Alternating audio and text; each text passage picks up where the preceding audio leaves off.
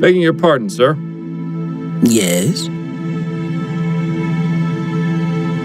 Perhaps Mr. Usher will see me when he sees this. No? What's that? A report from Dr. Malcolm Edwards, the city coroner, confirming Miss Lathan's untimely demise. Let me see that. Oh my. Wait one moment, would you?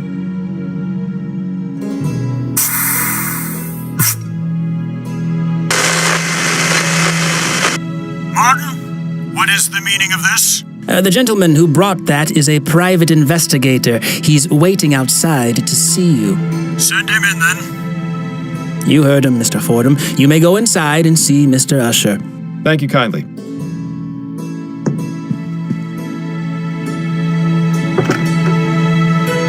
So, a private investigator, are you? That's right. Miles Fordham is my name. Jonas Usher, a pleasure to make your acquaintance. Pleasure's all mine. So, it would seem that Miss Lathan has shuffled off the mortal coil, as it were. I'm sorry to say that is indeed the case. Please come in, have a seat. Make yourself comfortable. I only ask that you kindly wash your hands in the basin first, and limit what you touch in here. This one seems a bit on edge, doesn't he? Thank you, Mr. Fordham. I appreciate your cooperation. Usher seems to like keeping his guests at a distance. Is there anything more boring than books on law? Just reading the titles is making me drowsy. Stern-looking lady. Judging by how full these bottles are, Usher doesn't indulge much.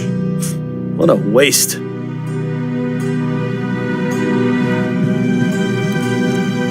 Mr. Usher, I have some questions for you.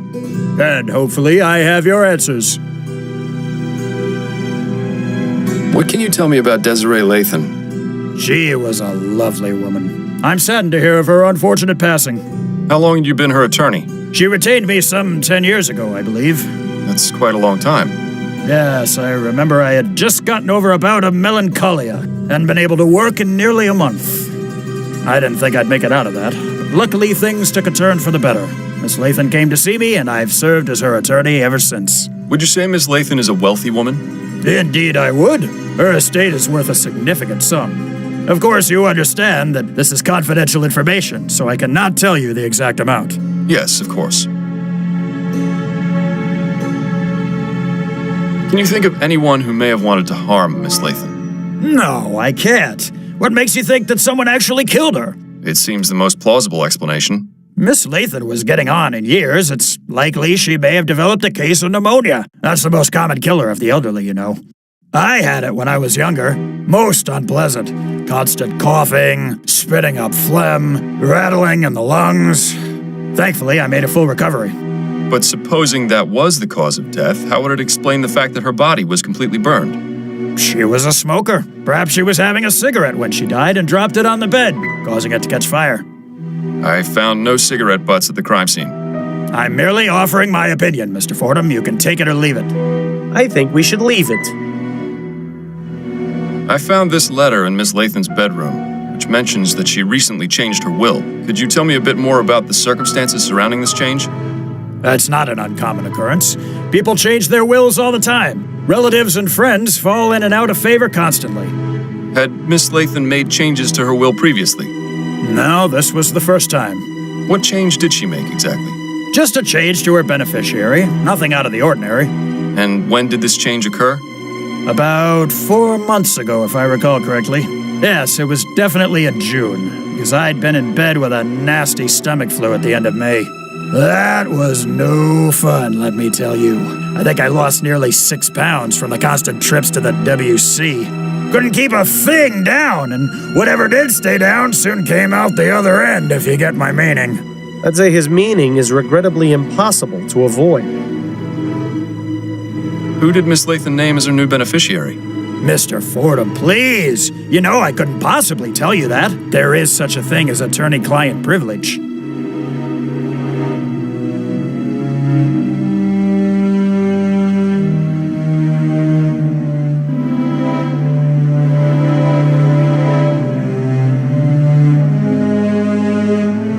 Do you not find it suspicious, Mr. Usher, that Miss Lathan died under such mysterious circumstances only 4 months after naming a new beneficiary? You said yourself she was wealthy. Does it not make sense that someone might have wanted her inheritance?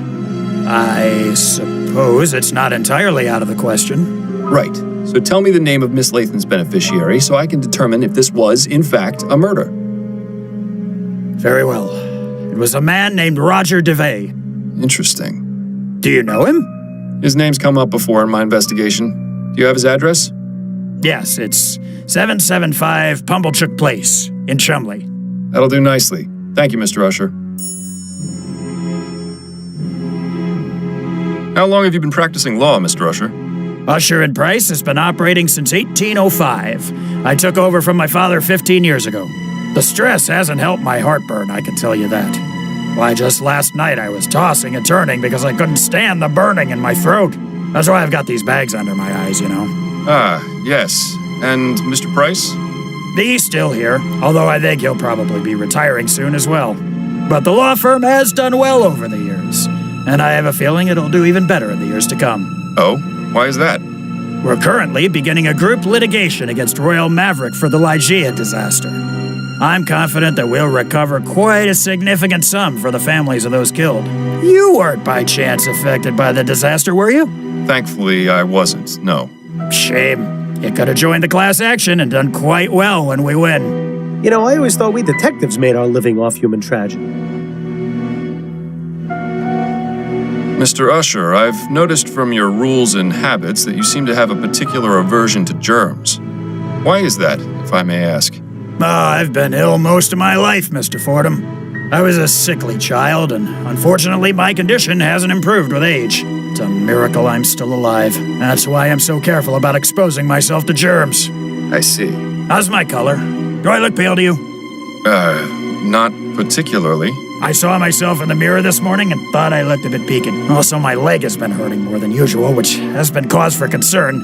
Nah, you've really done it, Miles. Yes, well, moving on. Thank you for your help, Mr. Usher. The pleasure is all mine, Mr. Fordham.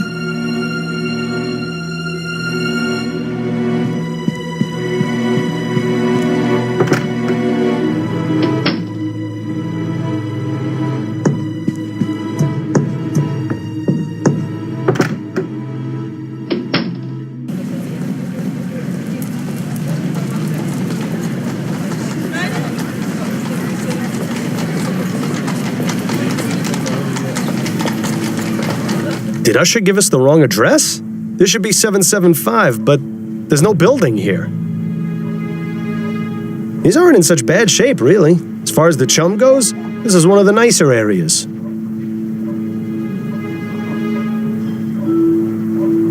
Yeah, those aren't half bad. Too bad they aren't finished. I wonder if they're going to be used to keep the fire going. Hey, that's just like the one we had when I was a boy.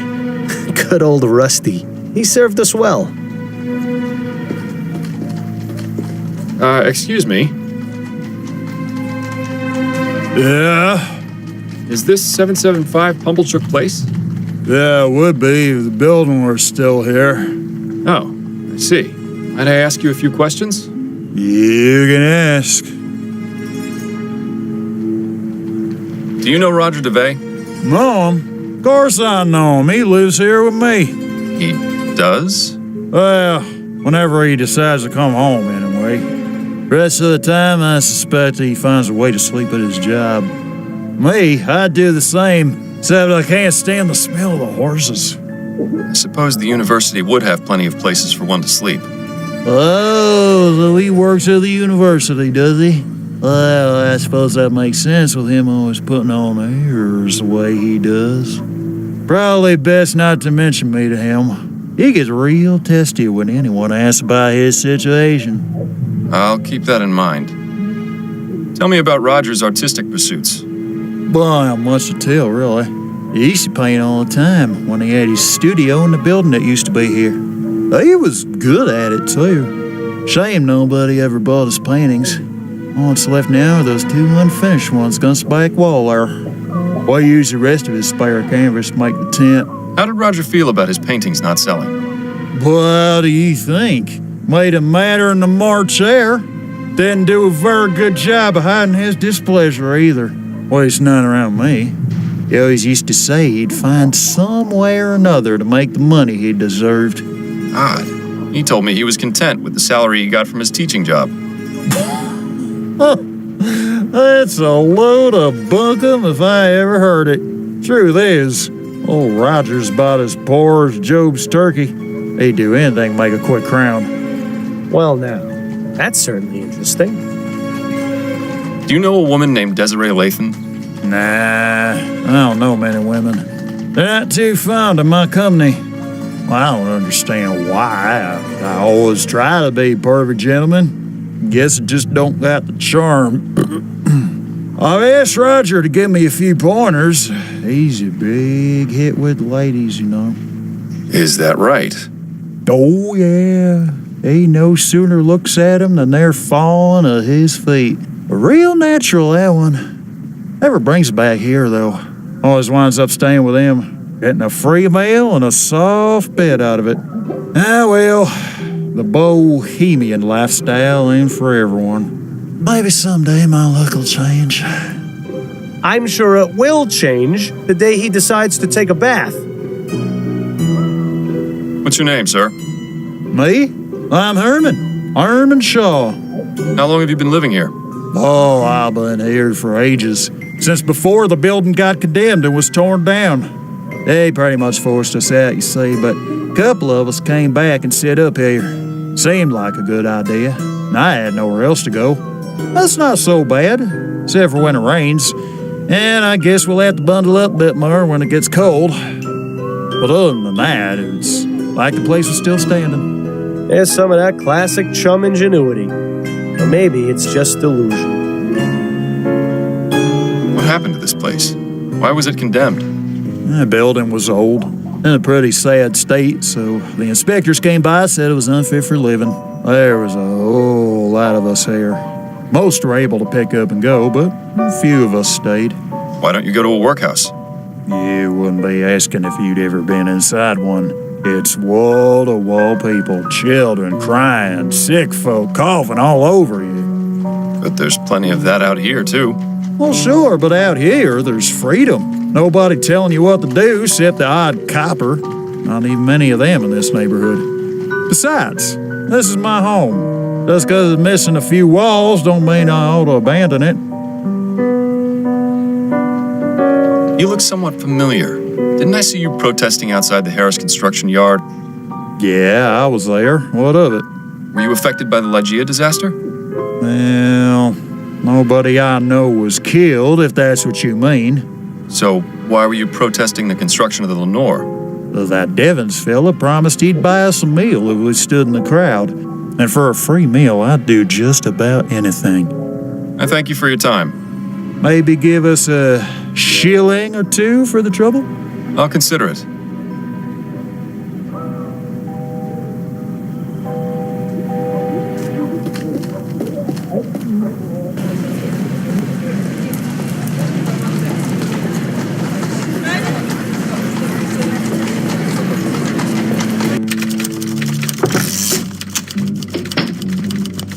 Got a moment, Upton? Yes, but let's make this quick. I'm done with the Lathan case. Oh? What have you got? Actually, I'm not ready to wrap things up yet. Okay, just let me know when you are. That's it for now. Better get back to it then.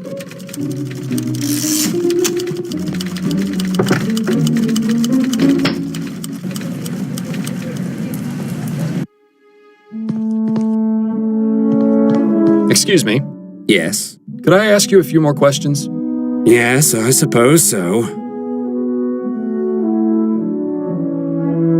Is it true that Miss Lathan recently changed her will to make you her beneficiary?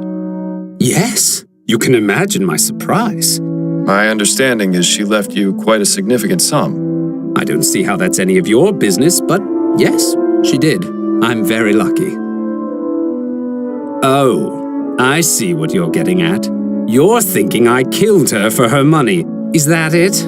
I never said anything of the sort, Mr. DeBay. No, but I can see it in your eyes. Look, Desiree considered me the son she never had, and she was like my second mother.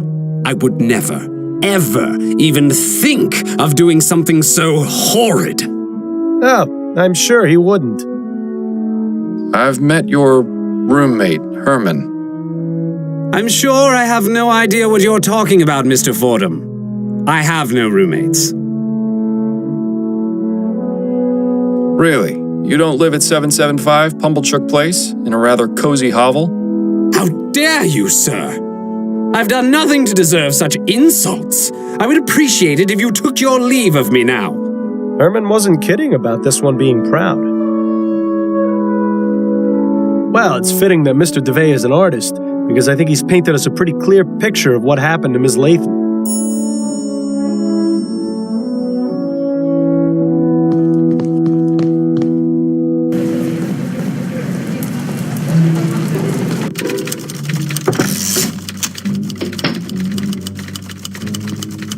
Got a moment, Upton? Yes, but let's make this quick. I'm done with the Lathan case. Oh? What have you got? She was murdered by Roger DeVay, a professor of art at the university, in order to claim her inheritance. DeVay befriended Miss Lathan and even painted her portrait, but his failure to establish a name for himself and earn a living from his art was driving him mad. Miss Lathan cared for him as a son, and recently changed her will, naming Roger as her sole beneficiary. Roger knew of this, and decided killing Miss Lathan was the best way to solve his financial troubles. And how did he manage to do so? Desiree had given him a key to her apartment. While she was out at the Grand Dame's ball, he entered and left a pile of rags soaked in linseed oil under her bed. She arrived home drunk and passed out, unaware that the rags were growing hotter by the minute. Eventually, the oil burst into flames, burning the rag pile as well as poor Miss Lathan. How awful. Well, I'll certainly pass along the information. What an astounding series of events. Although I'm sorry you won't be able to gloat to Snelling that you solved the case before his detectives did. I can find other means of amusement, I think. Good work, Fordham. As usual, I'll send anything else your way as soon as I get it. Roger DeVay? Yes, what is it? You're under arrest for the murder of Desiree Lathan. Oh, I see. Come with me. We need to ask you some questions at the station. And you up there, make yourself decent, would you?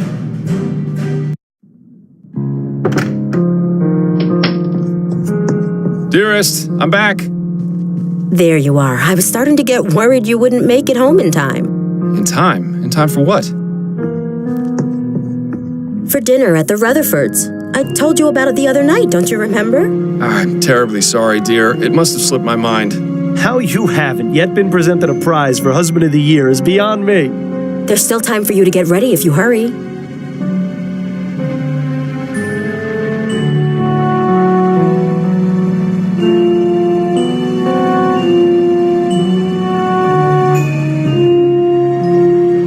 Why not just reschedule? I'm sure they'll understand. They're leaving on a 2-month trip to Europe next week.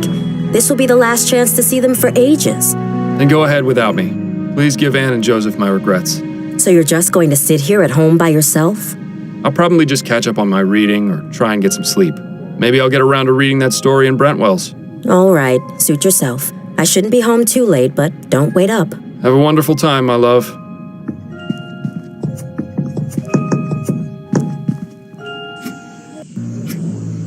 Alone at last.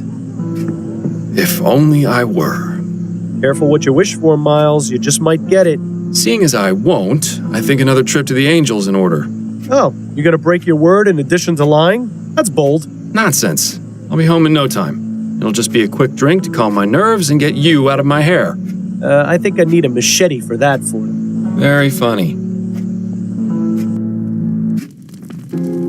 So, that last case was really something. Classic example of murder for money. Such a shame. Perhaps with Roger in jail, Miss Lathan's riches will go to a more worthy cause, like feeding the poor.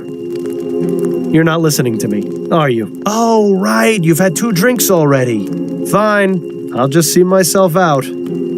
Copper for your thoughts, Miles? Oh, I was just thinking about a story I read tonight in Brentwell magazine. It's called The Dissembling Mechanism. Are you familiar with it? Afraid not. Brentwell isn't really my type of magazine. It isn't mine either, but my wife suggested I read it, and it struck a bit of a chord. Go on then. What's it about?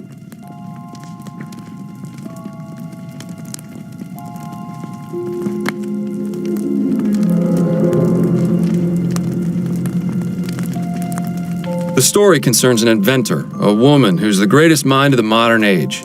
In this story, ethericity's been discovered, and the inventor understands and uses it in her work. Ah, one of those fantastic speculative stories. Anyway, this inventor spends her time creating mechanical wonders, the likes of which the world has never seen.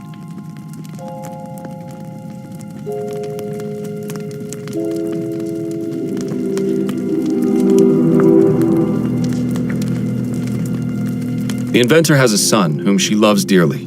One day, he meets a tragic end in a carriage accident. The inventor is devastated. All too common in these types of stories.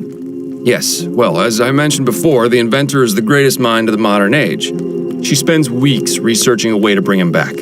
She toils for hours, forgetting to eat, neglecting her duties, forgetting her friends. Finally, she finds a way to repair his broken body with mechanical implants. Once that's done, she harnesses the power of ethericity and revives him from death. Why would she go and do something like that? Because the inventor's obsession was fueled by love. She cared so much for her lost loved one that she vowed to do everything in her power to save them from death. Unfortunately, things don't go well. The inventor brings her son back, and at first he's confused, wild. With time and patience, she tries to ease him back into the world of the living. But gradually, she comes to realize that this person she's brought back isn't her son. Not as he was, anyway. When she understands what she's done, she flies into a fit of madness, and she kills both her creation and herself. How tragic. She also leaves behind a note which closes off the story. I can still recall the exact words. This dissembling mechanism hath not the vital breath of he whom I loved. It is not him. I have formed but a vain, mocking shadow of what is forever lost. That's one hell of a story, Miles. As I said, it resonated with me quite deeply. Same here. I can tell you, I'm glad that ethericity crap hasn't been discovered, or else this sort of thing won't just be in stories. You mark my words. Yes, I suppose that's one way of interpreting it. I should probably be getting home. One last gin for the road? Ah, hell, why not?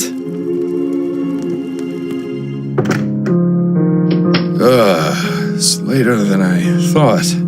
Addie must be asleep. Miles, I thought you said you were staying in tonight. What happened to you? Nothing. I went out for a bit and lost track of time. Miles, you're dead drunk. No, of course I'm not. Don't you dare keep lying to me, Miles. It's obvious. I can smell it on you. But I'm not drunk. I only had 2, I think.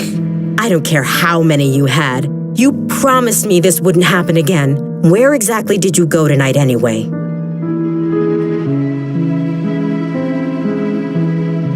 I was at the Angel. The Angel? But why would you go there? I suppose I was just trying to relive the old days. So why didn't you tell me you were going? I don't know. Miles, this has to stop. First it was that sleep medicine, now you've started to go out drinking yourself into a stupor after you explicitly promised me you wouldn't again. It's clear that you've been keeping something from me and using drugs and drink as a way to avoid dealing with it. No, really, it's just... No, Miles. I'm tired of the lies. I heard what you said when I came home from my appointment with Mrs. Lefebvre. God forbid Adelaide ever find out about something. I wanted to think I'd imagined it, so I let it go. But I've come to realize just how wrong I was. Addie, please. Enough. No more excuses, no more lying. I just want to hear the truth. What is it you're not telling me?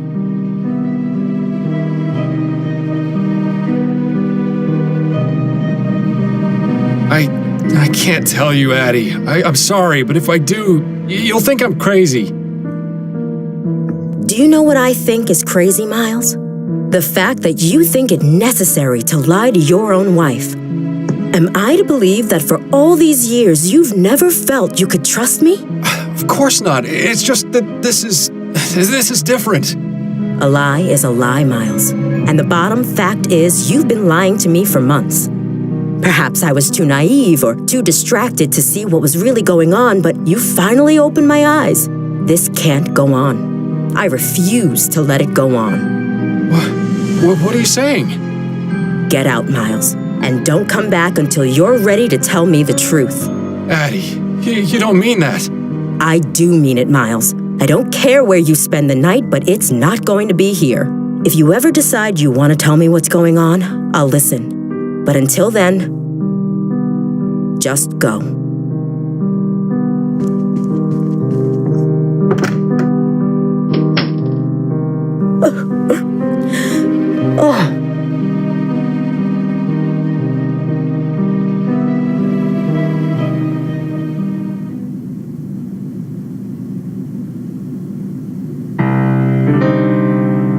Take me away from all my troubles,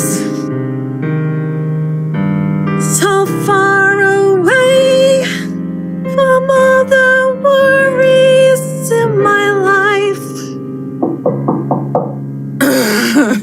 Who in the ether is calling at this time of night? Oh, Miles! Please come in. It's so nice to see you outside of work.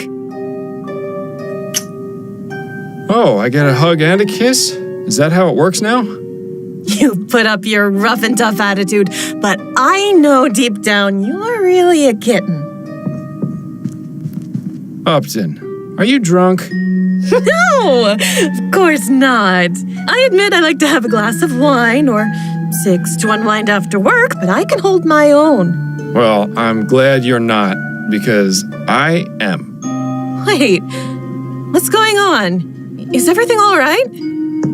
No, I'm afraid I've made a mess of things at home. Addie threw me out. Oh, Miles. I'm terribly sorry to hear that. Not as sorry as I am, believe me. What happened? It's really not worth getting into. Let's just say I need to figure some things out about my life. Don't we all? Constance, I hate to impose, but... Of course you can stay here, Miles, as long as you need to. Thank you. I won't need much space. That chair in the corner should do nicely. Are you sure? You won't be uncomfortable? I've slept in worse places, believe me. All right. Well, I should probably be getting to bed. Early morning tomorrow and all that. Of course. Have a good night, Upton, and thank you again for letting me stay. Not a problem. Good night.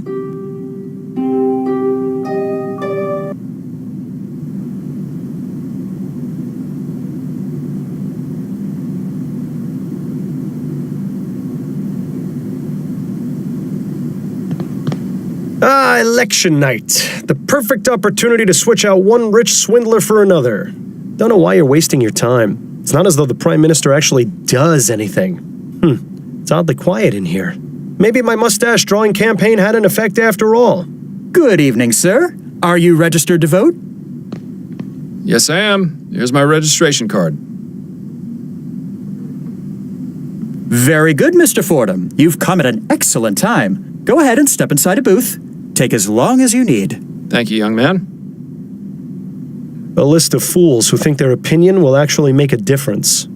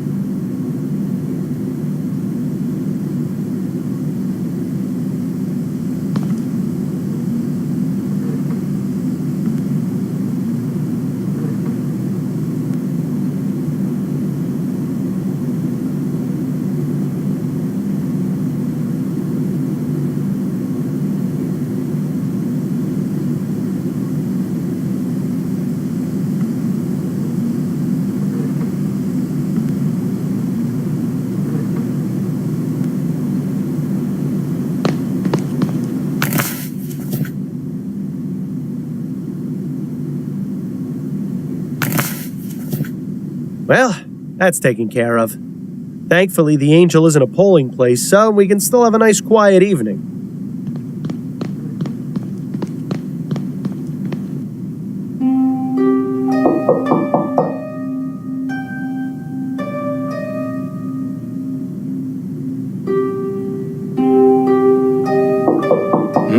What? My head is pounding. Damn withdrawal. Actually, I think someone's knocking at the door. Oh, right.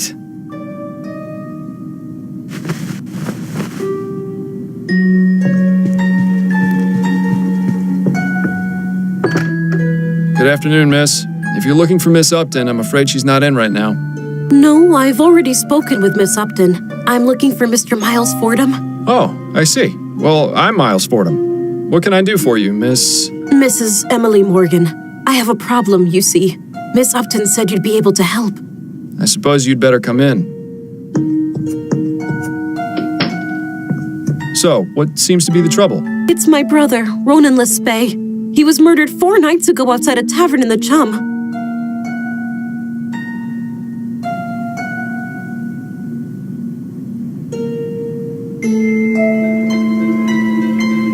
On election night?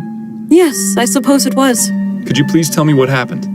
The police took his body to the mortuary and investigated the crime scene, but they're out of ideas. I've been down there at the station every day, but they don't seem to care enough to look into it any further.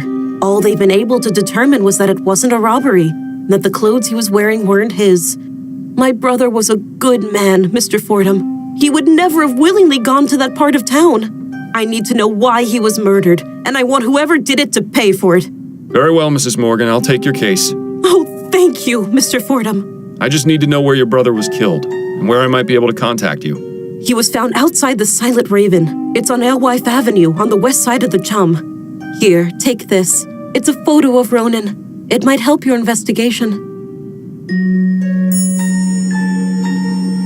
And if you need to speak with me, you can come to my husband's bakery. It's here in Worcester, at 15 Drummond Street. Very good. I'll begin my investigation right away. Thank you again, Mr. Fordham. You have no idea how much this means to me.